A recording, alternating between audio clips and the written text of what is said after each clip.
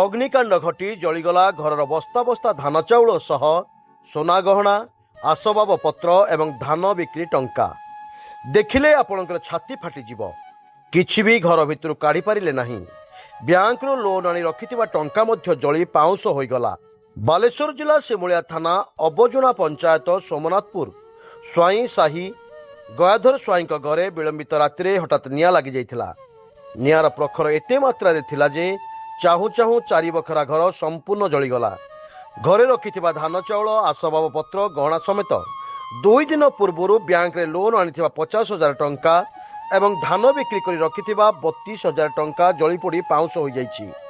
ସ୍ଥାନୀୟ ଲୋକେ ନିଆଁକୁ ଆୟତ୍ତ କରିବାକୁ ଯାଇ ତୁରନ୍ତ ଅଗ୍ନିଶମ ବାହିନୀକୁ ଖବର ଦେଇଥିଲେ।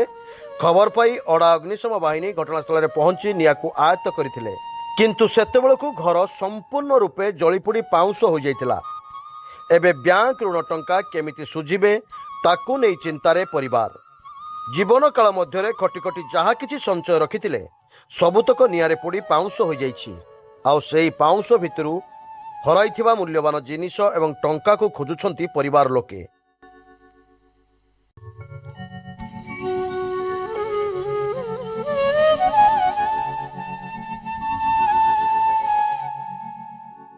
ଗୟାଧର ସ୍ୱାଇଁ ଲାଗିଲା କେମିତି ତା କହିପାରିବିନି, କିନ୍ତୁ ମାନେ ସବୁ ମୋର ପୋଡିକି ପାଉଁଶ ହେଇଯାଇଛି।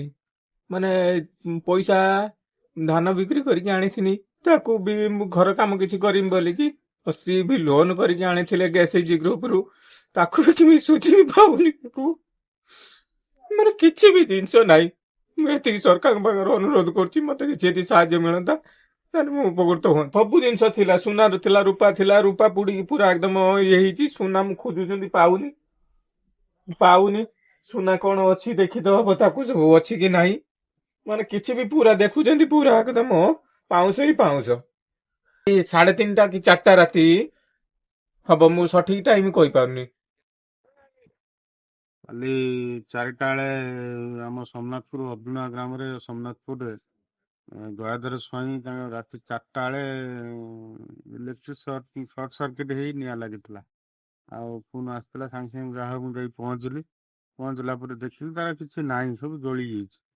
ଗୋଟେ ଅଭାବୀ ଲୋକଟା। ଆଉ ଗାଁ ଲୋକ ଯାହା ହଉ 4ଟା ଯେତେବେଳେ ଖବର ପାଇଲେ, ଗାଁ ଲୋକ ଆସିକି ପାଣି କାଟିଲା ପରେ ସେଥିରେ କିଛି ନାହିଁ, ତ ସବୁ ଚାଲିକି 4 ବଖରା ଘର।